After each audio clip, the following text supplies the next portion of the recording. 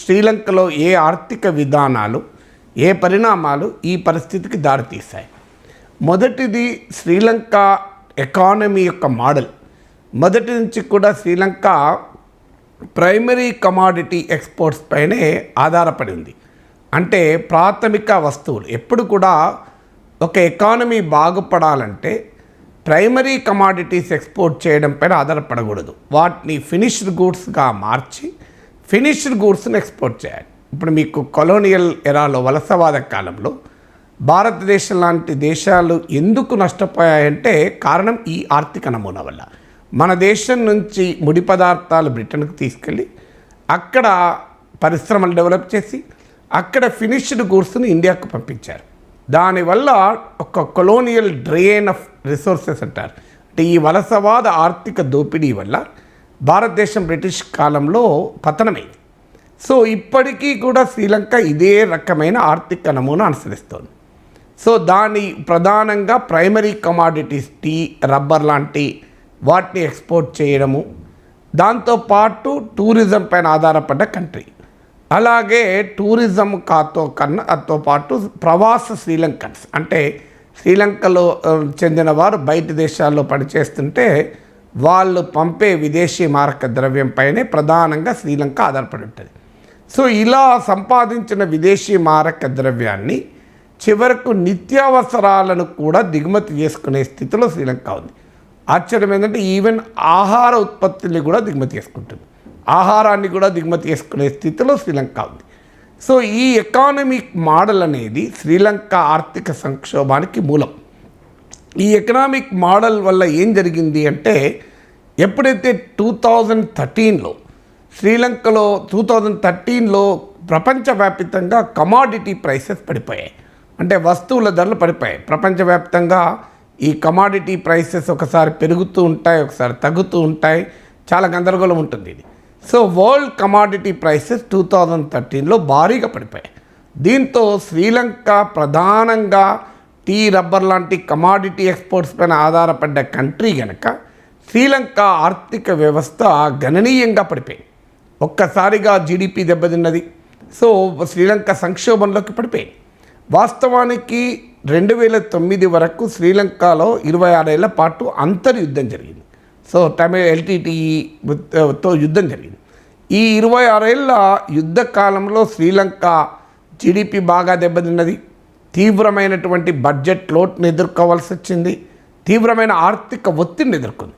2009లో యుద్ధం ముగిశాక Sri Lankan economy 2009 నుంచి 13 మధ్య కాలంలో 8 to 9% గ్రోత్ రేట్ ఉంది. కానీ 2013లో ఈ కమాడిటీ ప్రైసెస్ ఎప్పుడైతే పడిపోయాయో శ్రీలంక ఆర్థిక వ్యవస్థనే కమాడిటీ ఎక్స్పోర్ట్స్ పైన ఆధారపడి ఉండడం వల్ల పెద్ద ఎత్తున శ్రీలంక ఎకానమీ దెబ్బతిన్నది. ఈలోగా శ్రీలంక ఎకానమీ దెబ్బతినడానికి మరో ముఖ్య కారణం 2009లో IMF నుంచి శ్రీలంక రుణం తీసుకుంది. ఒక $2.6 బిలియన్ రుణం తీసుకుంది, $260 కోట్ల. ఎందుకు రుణం తీసుకోవాల్సి వచ్చిందంటే 2009 కన్నా ముందు శ్రీలంక నేను ఇంతకుముందు చెప్పినట్లు యుద్ధం వల్ల జీడిపి దెబ్బతిన్నది, తీవ్రమైనటువంటి బడ్జెట్ లోటును ఎదుర్కోవాల్సి వచ్చింది. 2008లో వచ్చిన గ్లోబల్ ఫైనాన్షియల్ క్రైసిస్ వల్ల శ్రీలంకలో నుంచి కూడా విదేశీ పెట్టుబడులు తరలిపోయాయి. ఈ గ్లోబల్ ఫైనాన్షియల్ క్రైసిస్ వచ్చినప్పుడు అన్ని ఎమర్జింగ్ ఎకానమీ, ఇండియాతో సహా అన్ని ఎమర్జింగ్ ఎకానమీస్ నుంచి ఫారిన్ క్యాపిటల్ ఫ్లైట్ జరిగింది. సో ఒకవైపు ఏమో యుద్ధం వల్ల బడ్జెట్ లోటు బాగా ఉండడం, మరోవైపు క్యాపిటల్ ఫ్లైట్ గ్లోబల్ ప్రపంచ ఆర్థిక సంక్షోభం వల్ల. ఈ రెండు పరిణామాల వల్ల శ్రీలంక ఆర్థిక సంక్షోభంలో 2009లో ఉన్నప్పుడు ఈ ఆర్థిక సంక్షోభాన్ని బయటపడటానికి అనుసరించాల్సిన ఆర్థిక విధానాన్ని అనుసరించకపోకుండా శ్రీలంక ప్రభుత్వం IMF దగ్గరికి వెళ్ళింది. IMF దగ్గర రుణం తీసుకుని బాగుపడే ఏ దేశం లేదు. ఇప్పుడు మన దేశ అనుభవం కూడా గతంలో IMF నుంచి రుణం తీసుకుంటే మరింత అప్లపాలయ్యాం, చివరకు ఆర్థిక వ్యవస్థ దెబ్బతిన్నది. సో IMF రుణం తీసుకొని బాగా అభివృద్ధి చెందిన దేశాలు ఎక్కడ కనబడవు మనకు. సో జరిగింది అదే. శ్రీలంక ఎప్పుడైతే 2009లో IMF లోన్ తీసుకుందో, సో ఈ IMF లోన్ తీసుకోవడం వల్ల ఒక కండిషన్ IMF పెట్టింది. ఏంటా కండిషన్ అంటే జీడిపిలో 5% మించి బడ్జెట్ లోటు ఉండకూడదు అని. దాంతో ప్రభుత్వము ఆర్థిక వ్యవస్థలో ఖర్చు పెట్టలేకపోయింది. విదేశీ పెట్టుబడులు వెళ్ళిపోయాయి ఫైనాన్షియల్ క్రైసిస్లో. ఎగుమతి ఆదాయం పడిపోయింది, కమాడిటీ ప్రైసెస్ పడిపోవడంతో.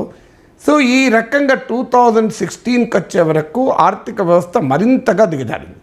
సో జీడిపి బాగా పడిపోయింది. సో మొత్తం IMF రుణ ప్రభావంతో ఒకవైపు, రెండో వైపు కమాడిటీ ప్రైసెస్తో దెబ్బతిన్నాయి. ఈ సమయంలో 2016లో మళ్ళీ శ్రీలంకలో వచ్చినటువంటి ప్రభుత్వము తిరిగి IMF నుంచి లోన్కి వెళ్ళింది. సో ఈసారి 3 ఏళ్ల పాటు $1.5 బిలియన్ లోన్కి వెళ్ళింది. సో లోన్ మళ్ళీ IMF రుణం నుంచి వల్ల ఒక సమస్య ఏర్పడితే దానికి పరిష్కారం మళ్ళీ IMF లోన్ దగ్గరికి వెళ్ళింది. IMF లోన్ దగ్గరికి వెళ్ళే వరకు అంతకుముందే ప్రభుత్వ అప్పులు బాగా పెరిగాయి, ఇప్పుడు ఇంకా పెరిగాయి. సో ఈసారి IMF పెట్టిన కండిషన్స్ ఏంటంటే మళ్ళీ సేమ్, ప్రభుత్వం ఖర్చు తగ్గించుకోవాలి, ప్రభుత్వ రంగ సంస్థల్ని కమర్షియలైజ్ చేయాలి, విదేశీ పెట్టుబడులకు స్వేచ్ఛగా అవకాశాలు ఇవ్వాలి, ఎక్స్చేంజ్ రేట్ను ఫ్లెక్సిబుల్ చేయాలి, శ్రీలంక కరెన్సీ విలువను ఫ్లెక్సిబుల్గా మార్చాలి. సో ఇలాంటి కండిషన్స్ అన్నీ శ్రీలంక పైన IMF పెట్టింది. ఫలితంగా 2016 నుంచి 19 మధ్య కాలంలో ఏ ఇండికేటర్ అన్న తీసుకోండి, శ్రీలంక ఎకానమీ దెబ్బతిన్నది. ఇప్పుడు జీడిపి 2016లో 5% వృద్ధి రేటు ఉండే, మీకు 2009 యుద్ధం తర్వాత 8-9%కు పెరిగింది, కాస్త 2016 నాటికి కూడా 5% జీడిపి గ్రోత్ రేట్ ఉండే. సో ఈ 5% కాస్త 2019కి వచ్చే వరకు 2.9% పడిపోయింది. సో జీడిపి బాగా దెబ్బతిన్నది, సేవింగ్స్ రేటు పడిపోయింది, ఇన్వెస్ట్మెంట్ రేటు పడిపోయింది, ప్రభుత్వ రుణము గణనీయంగా పెరిగింది, పబ్లిక్ డెట్ అంటారు, అంటే శ్రీలంక అప్పుల భారము జీడిపిలో భాగంగా చూసుకుంటే పెరిగింది. సో IMF విధించిన షరతులు అమలు చేయడం మొదలయ్యాక 2019 వరకు ఎకనామిక్ క్రైసిస్ తీవ్ర రూపం దాల్చింది.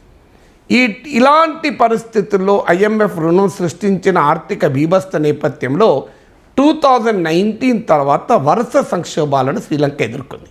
మొదటిది 2019లో భారీ బాంబు పేలుడు చర్చిల్లో జరిగి 200కు పైగా చనిపోయారు. దీంతో శ్రీలంకలో టూరిస్టు అంటే పర్యాటకుల రావడం అనేది గణనీయంగా తగ్గింది. నేను మొదట్లోనే చెప్పాను, శ్రీలంకకున్న ప్రధానమైన ఆదాయ వనరుల్లో టూరిజం ఒకటి, కానీ టూరిజం దెబ్బతిన్నది. 2020కి వచ్చే వరకు కోవిడ్ వల్ల మరింతగా టూరిజం దెబ్బతిన్నది. దాంతో శ్రీలంకకు వచ్చినటువంటి ఒక ప్రధానమైన సోర్స్ ఆఫ్ రెవెన్యూ అయిన టూరిజం దెబ్బతినడంతో శ్రీలంక ఎకానమీకి విదేశీ మారక ద్రవ్యం బాగా తగ్గిపోయింది. సో దానితో పాటు మీకు 2019లో ప్రెసిడెంట్ గోటబాయ రాజపక్ష అధికారంలోకి వచ్చాడు.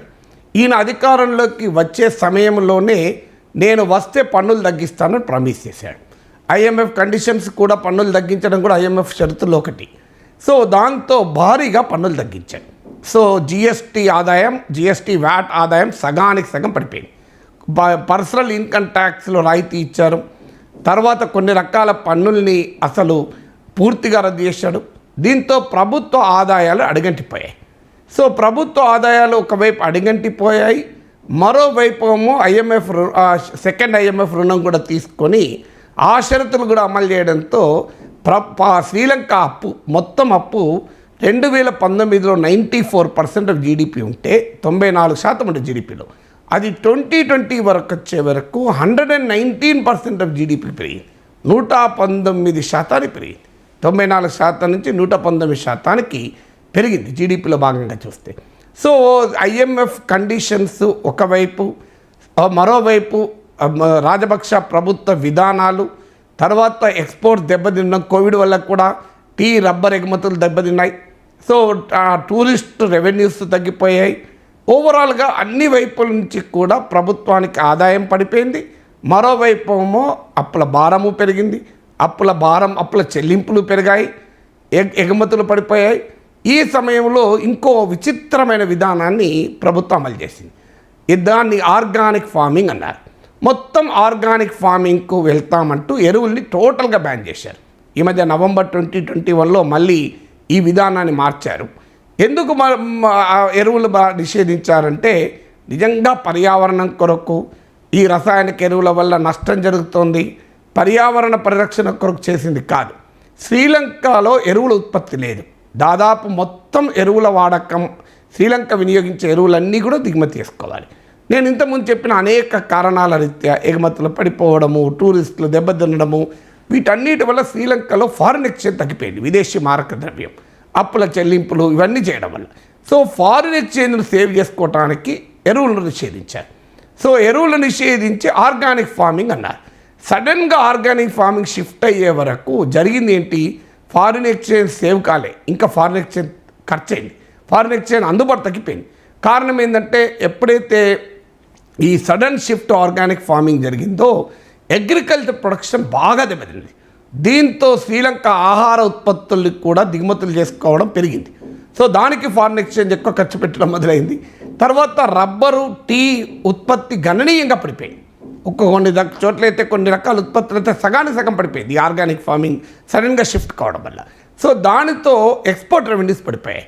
సో ఈ ఒకవైపు ఐఎంఎఫ్ రుణము, మరోవైపు కరోనా, ఇంకోవైపు ప్రభుత్వ పన్నుల విధానము, దీంతో పాటు ఇప్పుడు ఈ సడన్గా ఆర్గానిక్ ఫార్మింగ్ అని షిఫ్ట్ కావడం వల్ల వ్యవసాయ ఉత్పత్తి దెబ్బతినడంతో టీ, రబ్బర్ నుంచి వచ్చే ఎగుమతులు మళ్ళీ పడిపోయాయి. సో ఈ పరిణామాలన్నీ కలిసి శ్రీలంకలో తీవ్రమైన ఆర్థిక సంక్షోభానికి కారణమయ్యాయి. సో ఒకటేమో శ్రీలంక ఎకానమీలో ఉన్న వ్యవస్థాగత లోపం, ప్రైమరీ కమాడిటీ ఎక్స్పోర్టర్గా మాత్రమే ఉండడం, 2 ఐఎంఎఫ్ రుణాలు అవి తెచ్చిన షరతుల బీభత్సము, 3 ప్రభుత్వ అనాలోచిత విధానాలు, ఈ 3 వెరసి కరోనాతో కలిసి శ్రీలంకలో తీవ్రమైన ఆర్థిక సంక్షోభానికి కారణమయ్యాయి.